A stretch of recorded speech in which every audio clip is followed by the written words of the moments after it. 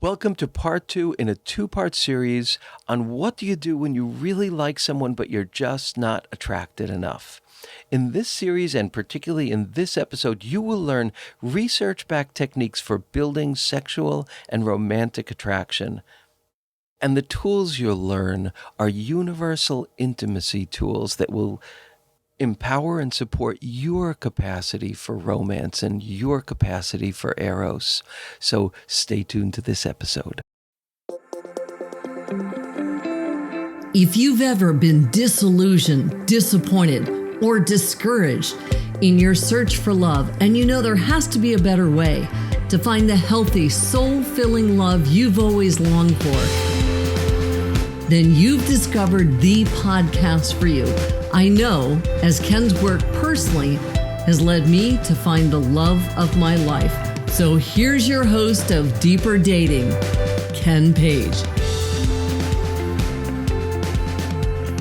Hello, and welcome to the Deeper Dating Podcast. I'm Ken Page. I'm a psychotherapist, author of the best-selling book Deeper Dating, and host of this podcast. And today, I'm going to be talking about Part 2 in a 2-part series around building attraction when there's a really good connection. Research-backed and experience-backed ways that you can build real erotic and sexual and romantic attraction with someone who you think is great, but you're not really attracted enough.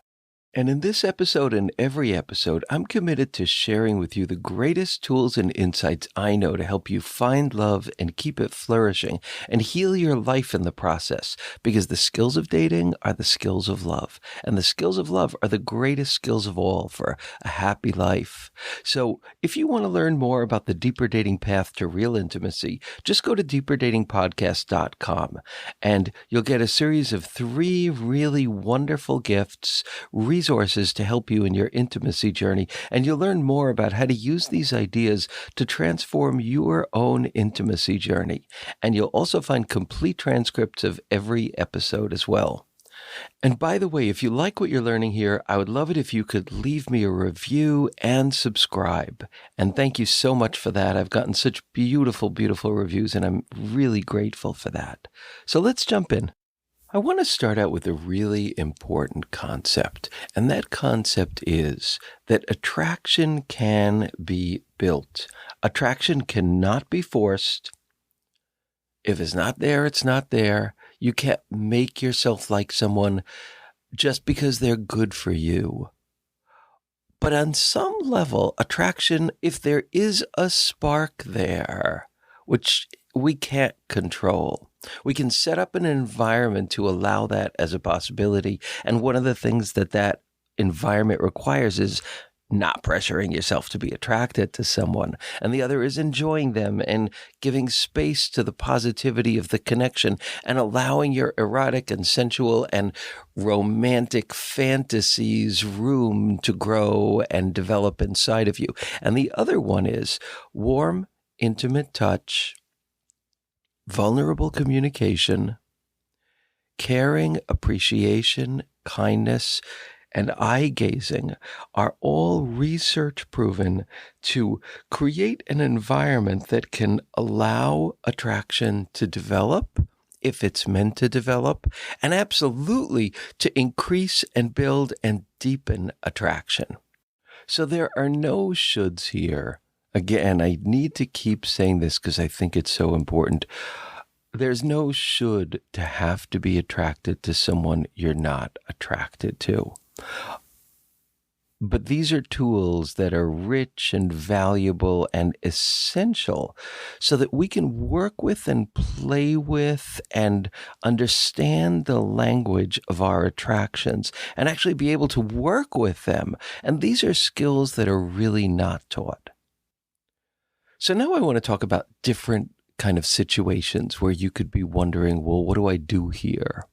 And one of those situations is someone who is really, really awesome and wonderful, and you feel a deep connection, and maybe it even feels like the slightest bit erotic, but only because you like them so much. So in a case like that, it's really important. I've said this so many times already, even in this episode, but I want to say it again, not to feel like you need to force yourself or pressure yourself to become more attracted to them. You want to really not do that. What you want to do is enjoy them. And maybe at some point, attraction will grow and develop, and turn on will grow and develop. And I'm really curious. I don't know if you've had this experience before. I remember sitting in a room of people. It was a Codependent Anonymous meeting that I was in, which, by the way, was really helpful for me in my growth. And it's a program I really love. But anyway, so I was in this meeting, and there was this guy that was there, and I had heard him quite a number of times before. But I looked at him, and something about the angle of the way that he was sitting, and then he spoke. And after a good number of meetings, all of a sudden I looked at him and I said, I am really attracted. I had never thought that before. I'm curious if you've ever had that situation. I'd love it if people could write in and tell me. I'm really interested in these stories among other stories around this entire arena. But did you ever have the experience of there you were and you were not attracted to somebody, and then all of a sudden you were attracted to them? There's this wonderful scene in the book Fried Green Tomatoes, which was actually de-gayed to a large degree by the movie, unfortunately, as happens. But anyway, so Idgie and Ruth are together, they're friends, and Idgie does this wild thing where she sticks her hand into a hive of bees, and then she's covered with bees and she gets honey. Ruth sees this, thinks Idgie is going to die, is about to pass out from fear, and then Idgie is fine, comes to her, and at that moment she kind of crashingly realizes that she is in love with her. And that's a dramatic story, but these kind of things happen. I know somebody who fell in love with someone when this person in high school passed out in front of him. That was it. He fell in love. There's actually something called the pratfall effect, where one of the things that could make you fall in love with somebody is that they do something really stupid or have something really embarrassing or awkward happen to them. You know, this spectrum of how we can fall in love is richer and deeper than we're taught. And God knows when it's pressured by having to make a decision immediately or quickly. And that pressure can come from dating apps, our culture. It could come from our own pressure toward ourselves. Like, I really better figure this out right away. I better know because I don't want to hurt this person or get myself embroiled in some kind of connection where the other person likes me and I'm not as interested in them. All sorts of reasons. But the key piece here is that if you're in a situation with someone who you really like, really let yourself like them. Enjoy it. Be grateful for it. It's a big deal to have someone that you really like. And if it's someone you really like and you really trust and they're really solid, well, you've got gold, baby.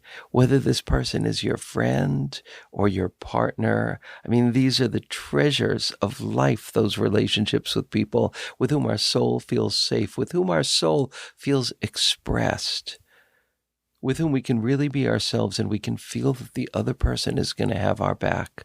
I mean, that's just gold. So the biggest thing that I would say is enjoy that. If this magic of Eros shows up, and sometimes it does show up, I tell stories about this in my book of people for whom this has happened. If it does show up, oh baby, enjoy that. And if little tendrils of desire start appearing, enjoy them. Do not pressure yourself. Do not do more than you're ready to do. Do not force or expect that to happen. But if it does, it's just a little bit of life magic and it happened. If it doesn't, you have a friend who is treasured. So now let's talk about exploring romantic possibilities when you're just not sure that there is an attraction there. It's like you would not say, nope, there's no attraction, there's no spark. No, there is some spark. But it's way not enough to leap headlong into a new dating relationship. So when that happens, again, the first thing is to be really gentle with yourself, to allow nature to be nature, to allow for periods where you might have sparks of more attraction, and then the attraction can kind of ebb and disappear for periods of time. And it's so important that we learn this skill of kind of not feeling desperate or frightened, or that we have to like make an immediate decision when our attraction is at low tide, because things will get clearer in time. And if you find that there's this back and forth of, oh, I'm a little more attracted, now I'm not so attracted.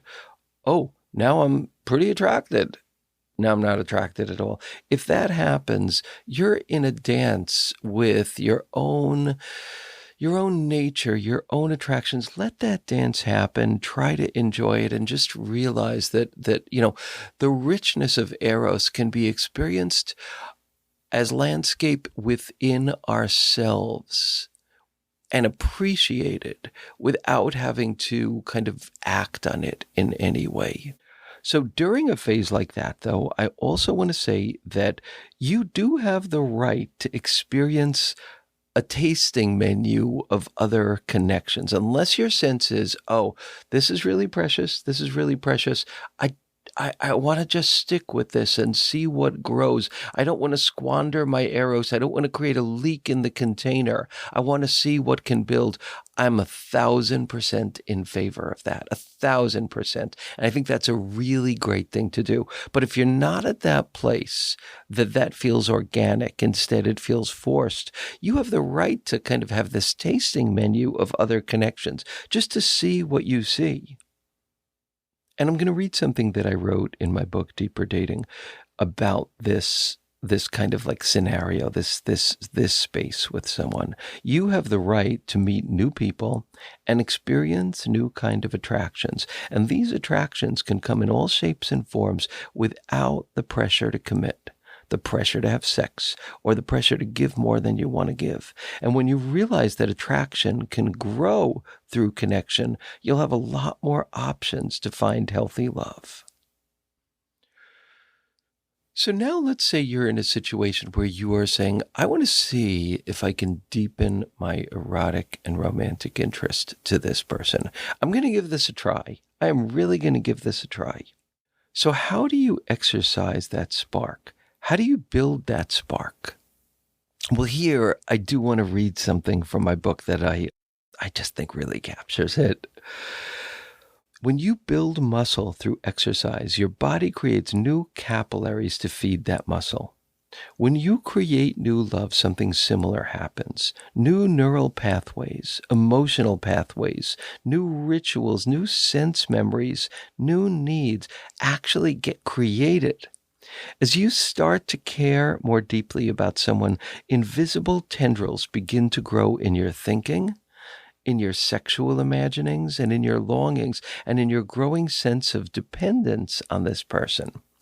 Your psyche, your sexuality, and your heart begin to create attachment to that person, to make them your own. You become specialized in them in so many ways, sharing parts of yourself that are ever closer to the center of your authentic self is one of the most powerful ways to build love. If you can share those tender and passionate parts of yourself and feel heard and appreciated, you may well feel love deepening. So what do you do with that? What do you do when that happens? Well, a few things. One simple thing is to enjoy.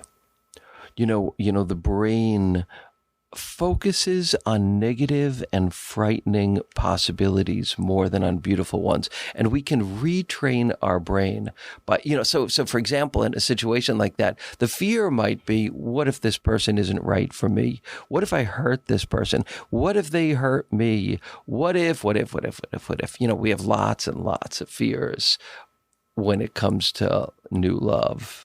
But we can practice this technique of appreciating and enjoying. And that is the deepest, richest way to build attraction, is to let our enjoyments and our appreciations flourish with no force. We can add to that by gradually sharing more and more of our most intimate parts with someone who, when we do that, we feel seen and held. That's a huge way of building attraction. And along with that, here's another way that you can build romantic and sexual attraction. Swing out in terms of what you ask for. Actually ask for more. Ask for the ways of being seen, the ways of being held, the ways of playing together, the ways of being together that are like a little awkward and embarrassing to ask for, but you would love them if they happened. When you do that and those asks, those needs are met, that deepens intimacy pretty unequivocally and often will deepen passion, romance, eros, etc. Swinging out in terms of what you give, being extra generous, giving more, thinking more about the person and doing gestures that show that. That also really, it deepens the joy in the connection. It deepens your investment in the connection and hence deepens eros and attraction. Swing out in terms of what you ask for. It's a wild thing. Try it. And let me know what happens because it's a powerful, powerful eros and romance experiment. Along the lines of letting ourselves appreciate these qualities in someone without pressure. And by the way, like these are the beautiful skills of courting that life has largely robbed us of. So Elaine Aron and Arthur Aron are this kind of power couple in the world of human understanding. Art Aron is the researcher who has written about the 36 questions that lead to love. And Elaine Aron, his wife, is the person who created the concept of highly sensitive people. And she wrote a book called Highly Sensitive People in Love, and I really recommend it. And I want to quote something fabulous about this very subject that she says. She says, research shows that the longer you contemplate an object in an emotional way, the more intense the emotions toward that object will become. The simple message here is that the more you contemplate someone you feel you could love, the more you will indeed love that person. This is a fabulous, fabulous thing, and I think it captures the magic of how we can nurture like we nurture and grow a plant, like we nurture and grow friendships, how we can nurture and grow romantic love. So you think, what are the parts of this person's personality? What are the kind of interactions that feed you and gratify you? Whether it ends up being sexual or not, that same question is the question of intimacy. And so let yourself name those and engage with them even more. What interests and passions do you have in common? Because another thing is that research shows that engaging in novel, kind of adventurous behaviors actually stimulates eros. And again, let yourself do that physically too. Like, what are the parts of this person that are turn-ons to you, or sexy, or maybe just kind of sexy, or kind of cool, or kind of nice? What are some fantasies of things that you would like to do with this person physically? And here again, you give yourself tons of room and you decrease the pressure valve again and again and again. Maybe physically, the only thing you want to do with someone is like, oh, it would be nice to hug. It would be nice to hold hands. I mean, there's a pretty big leap between just hugging and holding hands. And that's fine. But whatever it is, you just allow space for that without pressuring yourself to do more. You do that and you relish it. You just relish it. You just enjoy it. And watch what happens. You definitely build intimacy, and you may well be building eros. So speaking of touching, just gentle touching is actually a very powerful way to build possible eros and romance. Here's a wild story that I read in an article in Psychology Today. It was about the writer had gone to some kind of alligator farm, and the owner had an alligator on his lap, and he was petting it. And he said, if I don't do this regularly, I would be in danger with this alligator. Maybe it was a crocodile. I'm not sure. But whatever it is, he said that the petting and the touching of this crocodile tamed it, made it more connected, made it more affectionate. And Craig Malkin, who's a professor of psychology at Harvard University, whose work I really love, said this: multiple lines of evidence confirm the romantic importance of oxytocin, the cuddle hormone, which is released in greater quantities when we touch our loved ones. The more you touch, the more oxytocin is released, which helps create feelings of closeness and trust, which leads to more touch. It's a positive intimacy loop. And here is a gorgeous micro meditation for you to try and play with. It's an erotic micro meditation. And here's what it is. So you're with somebody and there's a spark. You don't want to do this meditation to force yourself to feel a spark. I've said that again and again, and I just think it bears saying, because people can kind of take these messages and turn them into, I have to build attraction with someone who's good for me. And that's not true. I would encourage you greatly to build connection with someone who's good for you. But attraction, physical attraction, that's like a magic thing. That's a nature thing. Like that, like bird lands on your shoulder and gets scared away by pressure, or doesn't land on your shoulder. And that has to be accepted. So here's this micro meditation. It's when there is a spark, and you might even want to try this right now. If there's someone you could think of that feels like a healthy relationship and there's a spark, and if you have patterns of any kind of sexual addiction, this is one to use consciously and use wisely in healthy relationships, not all over the place.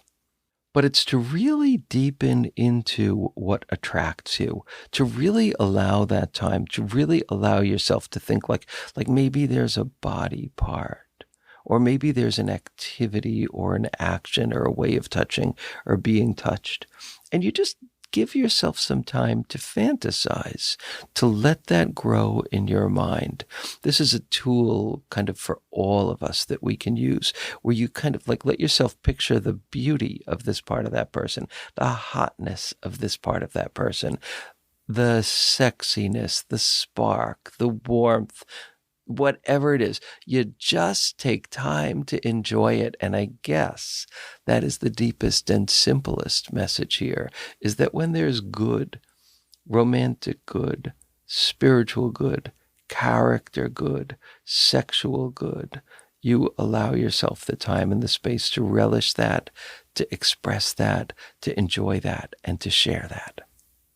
So the last thing that I want to talk about briefly is, what do you do when there's someone that you are crazy attracted to, but it's not good for you?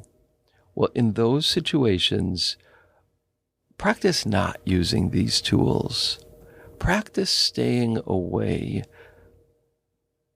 Talk to your friends who can remind you of why you are leaving this relationship. In my Deeper Dating intensives, we spend a lot of time on this. And as people discover and name their core gifts, they actually naturally and organically start losing their taste for unhealthy relationships. It's not immediate, but it happens. So the more you dignify and honor the precious parts of your being, your core gifts, the more you do that, the more you'll find yourself naturally and organically steering away from relationships like that. But you might need support. You might need friends. You might need to kind of remember in your head why this is not good, why this is not safe. You might need to be really direct with this person, speaking about what's not working and what you need. Because often in these relationships, we don't exactly ask for what we need. We don't clearly state what hurts. We don't state, this is our bottom line of what's not okay, or this is our bottom line of what we need. We don't do the full ask. And as Marianne Williamson so beautifully says, both feet in until both feet out. So doing that and then seeing how unable that person is to meet these basic and important needs for safety or whatever it is really another important thing that we can do to remind ourselves. But remember, too, that those relationships that are the hottest and the sexiest and make us the most weak-kneed often are so because this person embodies not just the best, but the worst, most painful characteristics of your primary caregivers. And unconsciously, it's unconscious, your ego wants to go back to the scene of the crime to get them to love you right. So remember that and protect yourself, because there is just almost no greater loss of time and possibility and potential and the opportunity for deeper self-love and flowering of self than getting entangled and mired and stuck in a relationship that is an attraction of deprivation in an essential way versus in a deep, true, essential way being an attraction of inspiration. And it's a funny thing because a lot of these skills are taught to people that are in a relationship, you know, in kind of lots of books and texts and courses that teach people how to create hotness and build desire in a romantic relationship. But there's not enough of that for single folks who are at that early stage of cultivating connection. So these tools are kind of universal tools that will not only help you steer your path to healthy love so much in a better way, but they'll help you as well when you find beautiful, healthy love to keep that alive and flourishing and precious and amazing. So thank you so much for listening, and just an encouragement again, if you find value in this, to please subscribe, to please leave me a review, and go to deeperdatingpodcast.com and sign up for my mailing list so that you can hear about lots of different events that I'm doing and also get some very wonderful free gifts that I've created. So thank you all, and I look forward to connecting on the next episode.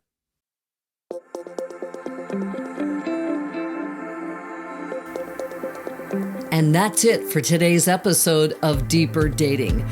Be sure to go to deeperdatingpodcast.com as Ken has a few more gifts for you. Then join us on the next episode.